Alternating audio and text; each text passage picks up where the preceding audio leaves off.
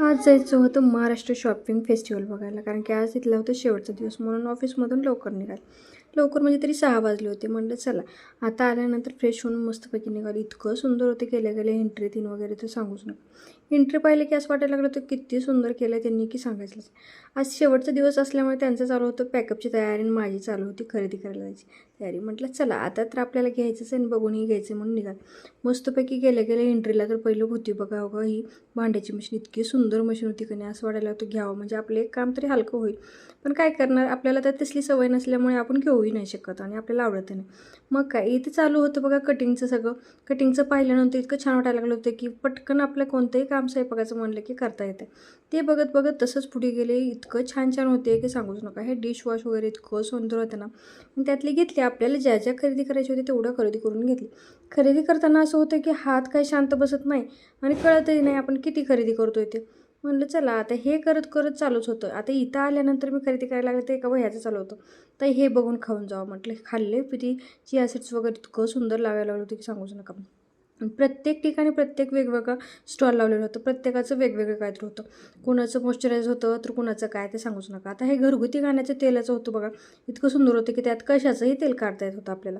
आता पहिलं आपण कसं धूप वगैरे चालवत होतो बघा. आता हे इलेक्ट्रिकल धूपचं आलेलं आहे. सांगू ना आता काही नवीन नाही लागलं. आता पहिले धूप कसं चालवत होतं आपण की आग लागली की धूप चालवायचं. तर काहीच नाही. आता इकडं चालू होतं बघा मस्तपैकी तसले इलेक्ट्रिकलचे फ्रायवाले चालू होते. आणि ते बघितले की मस्त चप्पलचं इकडे बघायला गेले की कोणतीही चप्पल घ्यायला होती 700 रुपयाला. इतकी सुंदर होती आणि म्हणलं चला आपण नेक्स्ट टाईम आल्यानंतर घेऊया म्हटलं. चला हे बघून झालं की पुढच्या नेक्स्ट स्टॉलला गेलो तर तिथं काय मस्त अशा पर्स लागलेल्या होत्या.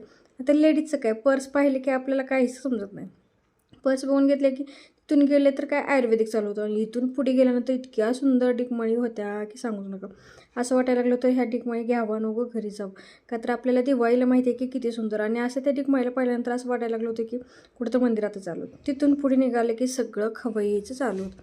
चटपट खाण्याची सवय सगळी आपल्याला. आपलं काय खाण्याची सवय बंद होत नाही आणि आपल्याला दिसलं तर आपण जातोच.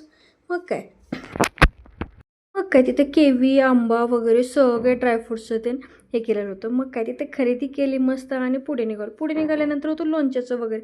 लोणचं वगैरे घेऊन निघाले की ते ड्रॉइंगचं होतं आणि लोणचं माझ्या आवडीचं, पिल्लूच्या आवडीचं म्हणजे त्याच्यासारखं लोणचं घेतलं. आता मुलांना जायला मला उशीर झाला होता म्हणून घेतली. त्यासाठी दाबेली घेतली आणि घेतली होती पिझ्झाची बेस. का तर त्याला आवडतात. म्हटलं आता चला.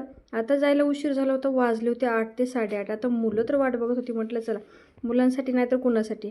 आणि इकडे बघतो तर काय बाहेर जुकून ह्यांचं अर्ध्याच्या वर पूर्ण पॅकिंग झालं होतं. का तर म्हटलं आता ह्यांचा शेवटचा दिवस होता म्हणून चला म्हटलं आपलं खरेदी वगैरे झाली होती छानपैकी आणि पाहिजे तेवढं शॉपिंग केली का तर मुलांसाठी आवड